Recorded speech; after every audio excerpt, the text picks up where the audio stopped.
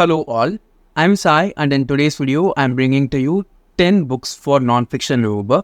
Most of these books are very short and you can read them in under 2 to 3 days, and a couple of these books are a bit longer in length, and I think you need to give them their time because they have so much to learn from. I've tried to include various different types of nonfiction books inside this list. Some of them are beginner friendly, most of them are not, but I think nonfiction books are meant to challenge us while we are reading them, because only when we are challenged we learn a lot more than we usually do. So without any further ado, let's get into the books right away.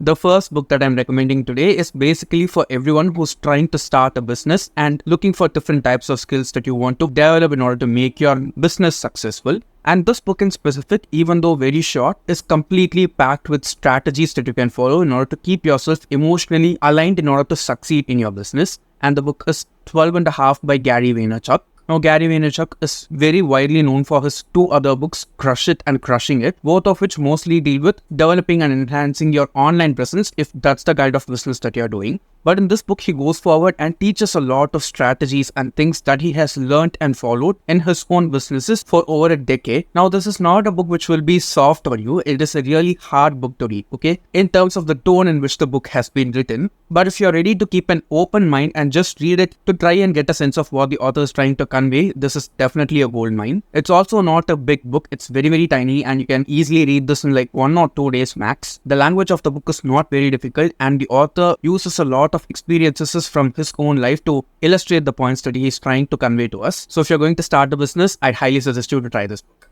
The next one is a cancer memoir, and it is also an Indian cancer memoir. I bought this book basically just because of the reason that it was available for a very low price once last year. And I ended up reading the book the very next month itself, and it became one of my favorite reads of 2023. It is also a super inspiring book. The book is Cancer, You Picked the Wrong Girl by Shormistha Mukherjee. Now, in this book, the author talks about her experience of having breast cancer and how her life was changed and turned around when it was diagnosed and when she was going through with the treatment. The author comes from a privileged background and she completely acknowledges it. And despite being in that kind of plight while she's battling a disease which is deadly, she empathizes with the other people who do not have the kind of privileges that she has. She also talks about how supportive her family, friends, and colleagues were when it comes to dealing with the disease. I have said this multiple times before, my mother herself is a cancer survivor, and I can easily say that compared to any of the other struggles that we will be facing to a person who might be having the disease, the one thing which will take a toll on us, apart from the financial burden, is the emotional blocks and battles that we'll have to deal with. The one most important thing that the patient would require during the entire time of the treatment is the confidence that should be given to them from the people who are surrounding them. Some people have extreme good willpower, and some people might get frightened, which is totally natural. But I personally think if you are a person who is kind of in the inner circle of a person who's struggling with cancer, the first and foremost thing that we should provide to them is our emotional support, which is totally indispensable.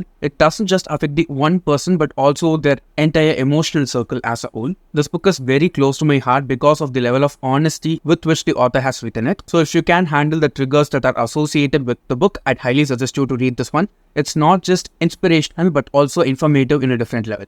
Next, we have quite a fun book that is written during a turbulent time period for the entire world and also happens during that same time, which is Onam in a Nightie by Anjana Menon. In which the author talks about her various experiences in Kerala during the COVID pandemic. The author was actually working in Delhi during the time the lockdown was announced, and after a few weeks or months, she and her brother got the opportunity to travel to Kerala and live in their own home with their own parents. While reading this book, it will take you back to those days when we were all just stuck in our homes and had to deal with things which we as a society have not dealt with before. How new it was for us back then and how difficult it was to handle. At the same time, the amount of quality time that we got with our loved ones and the time that we got to self-reflect, to understand ourselves better, all these things will be reminisced while you're reading this book. It is written like a short story collection style of a book in which you'll not be getting an entire story of what happened with the author in Kerala. It mostly takes place in 2020 and 2021, and it is narrated as incidents for each and every chapter. Some of them are funny, some of them are sad, some of them are super heartwarming, especially if you're from Kerala or your native is Kerala like it is for me. I think this book will deeply connect with you. Next, we have another book which is similar to the one before, and it is Love a Little Stronger by Preeti Shenoy, in which the author again talks about a collection of the different experiences that she had in her life from even her early childhood to the present. If you're a beginner, I'd highly suggest you to go forward and read this book because Preeti Shenoy is one author who writes fiction in India on another league. And the best part about her books is that anyone can read them very easily. They are not at all difficult to read. At the same time, the story is not something normal or usual that you can see in any other kind of media like television or cinema. If you're someone who likes Mani Ratnam films or Anjana Menon's films, I'm damn sure that you'll like each and every one of Preeti Shenoy's books. I like both of their movies, and each and every time I go forward and read Preeti Shenoy's books, I get the same kind of feel that I get from watching a movie of those two directors. She also deals with relationships which are not so conventional in our country in a very mature and, unique way, and I just love that about her writing as a whole. This is actually a collection of real life incidents that happened in the author's life, and all of them are very, very heartwarming, okay? It's a plethora of emotions which is done in the perfect way without overstating or, overdoing anything. Especially if you're a mother, I think this book will connect in a totally different other level for you. I just read it like 1 month back, and I still remember a lot of the stories that the author says inside this book very vividly in my mind. So especially if you're a beginner or a mother, you need to read this book.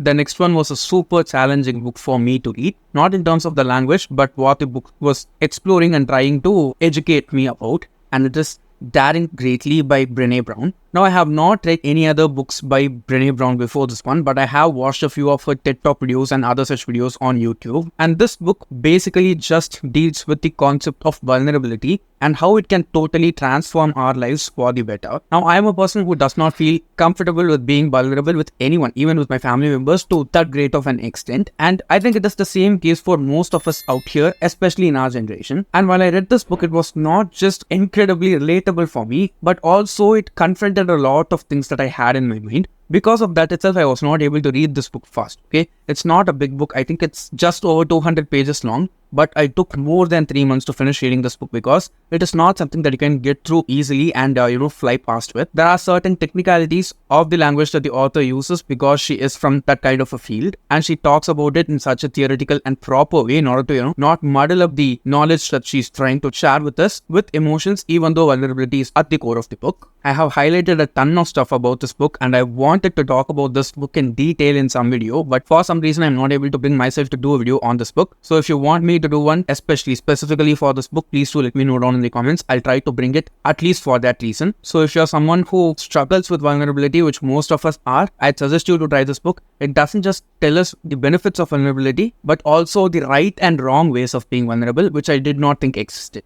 The next one is a book on love, okay? And I think this is one of the most interesting books that I've read on love so far. And it is Why We Love the Way We Do by Preeti Shenoy. Again, I was a bit astonished myself when I saw 2 Preeti Shenoy books making this list because I wanted to recommend something which is for everyone, which was the previous book, Love a Little Stronger. And this one is something which will help a lot of people who are struggling with relationships, okay, especially romantic relationships. And I listened to the audiobook of this one last year and finally got the opportunity to get a physical copy of this one. In most places, a physical copy of this one is not available online, but you can buy the ebook or the Audible version of it, which I think is very, very reasonable because I listened to it on Audible only. Or if you're having an Audible membership, you can listen to it for free using the Audible Plus catalog. Now, in this book, the author just explores scientifically and culturally why we are tuned to love in certain ways, okay? That is the expressions of love that people show, not just on media, but also in real life. What are the reasons behind it? Why are people expected to behave in certain ways, and why does it feel good? At the same time, why is there some kind of stereotyping to each and every gender wanting to act a certain way or having to act a certain way when it comes to expressing love? She talks about all those things with so much care and detail, but also in a very simplistic way that it is not very difficult to understand. I definitely enjoyed this book because it was very different from anything that I've read before. So if you're someone who's struggling with a relationship or want to make yourself better in a romantic relationship, this can definitely be a go-to book for you.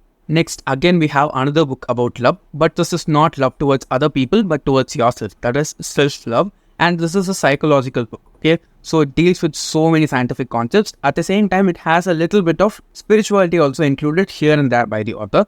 But each and every spiritual aspect of self-love that she talks about is backed up by scientific evidence, which she includes inevitably. And the book is How to Be the Love You Seek by Dr. Nicole LePera. Now, this author's first book, How to Do the Work, completely changed my life. It is easily one book which has transformed me completely as a person and how I look at myself. Now, just from the title of the book itself, you can understand that the love that we seek from other people, romantically or platonically, is something that we can give ourselves. And how to give that to ourselves is the thing which the author talks about here with the background of psychology that she has. And trust me, this is one book which can definitely evoke a lot of feelings from inside for many people. And I myself felt like I wanted to cry while I was reading certain chapters of this book, because it just gets to the heart really, really easily while staying on the topic and not very strongly emotionally connecting with you to such an extent that you lose the topic that the author is trying to deal with. Again, this is another book which you cannot read fast, okay? You have to give it its time, and there are a ton of exercises that you have to practice while you're reading the book.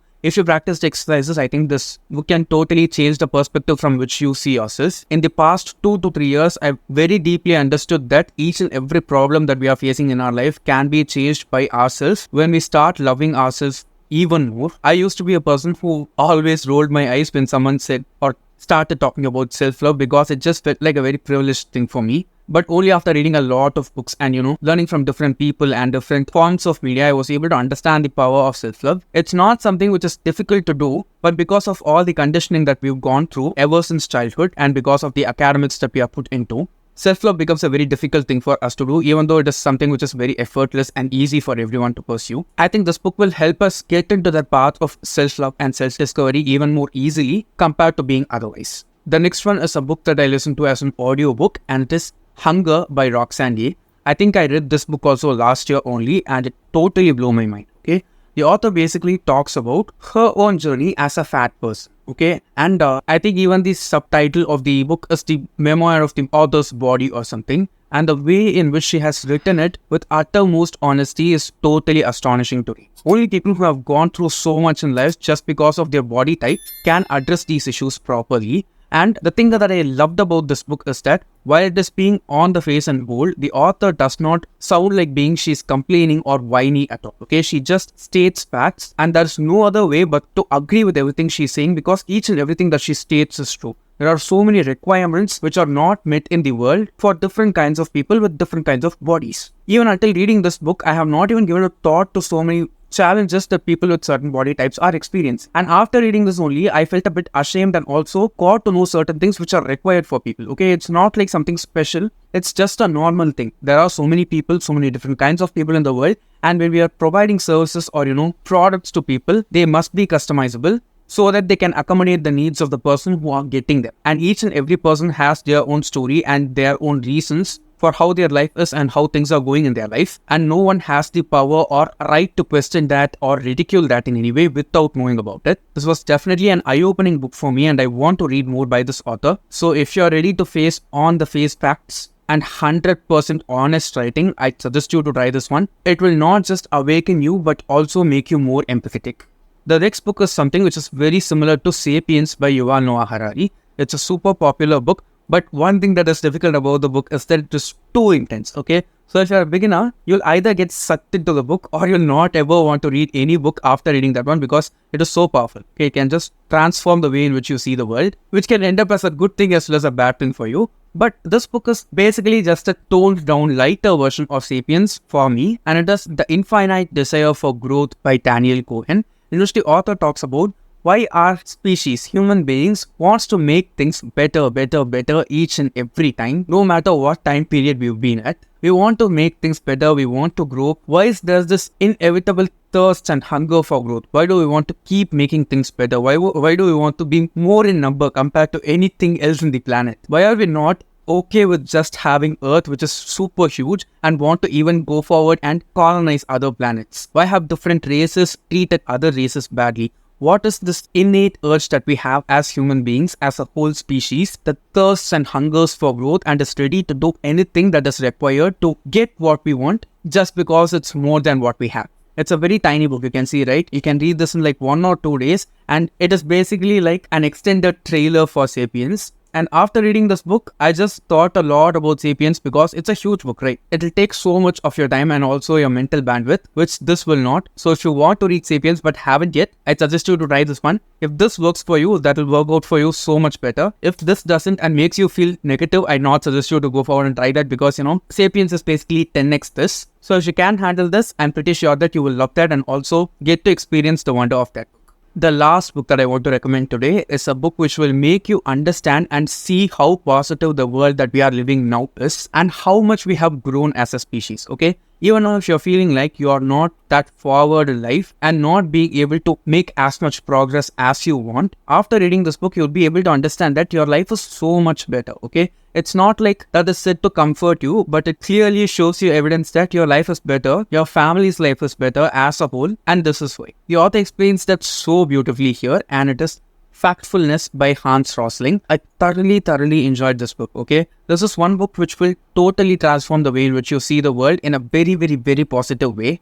After reading this book only, I was able to understand that even though we are facing with a lot of challenges in the current world, there is so much more that we should be grateful for and happy for, because 10-15 years back, we did not have it. The people who are our age back then did not have it. Our life was much easier, much better, much safer and standard compared to so many other people who lived before us. And this is not something that is said to console us in any way at all, okay? While you see the evidence that the author just displays that in the form of graphs, scatter plots, and so many other kinds of visualization methods, you'll just be able to understand that, yeah, our life is not at all bad, okay? It's amazing. It's just that in the present, we feel like we are not doing enough, we don't have enough. But in the long run, this is just going to completely change. I read this during 2021 and we all just got out of the pandemic back then, right? And it was definitely a challenging time to see things in a good way. And after reading this book, it made it much easier for me to look at things in a positive way, because this is just like a sample of things that the author shows us here, and he also helps us understand how we can see the world in a better way itself, in a very factual, practical and pragmatic way. Again, this is another book which you should give time and read slowly, because in order to experience the joy of reading this book, you need more time. So yeah, take your sweet time, read it. I'm sure it will change your view of the world and make you a much happier person. So yes guys, those are all the 10 books that I wanted to recommend to you for this year's Nonfiction November. I have read a few nonfiction books so far this November, and I'm sure that I'll be reading a lot more by the end of the month. Let's just hope that all of them end up being great. And if you have any other such nonfiction recommendations that you want to give me and want me to read or for other people to read, please do let me know those down in the comments so that we can all try and pick up such amazing books. And if you did find this video useful and enjoyable, don't forget to give it a thumbs up and share it with your friends. And if you want to get more content from me, do subscribe to the channel. Thanks for watching and have a great rest of your day.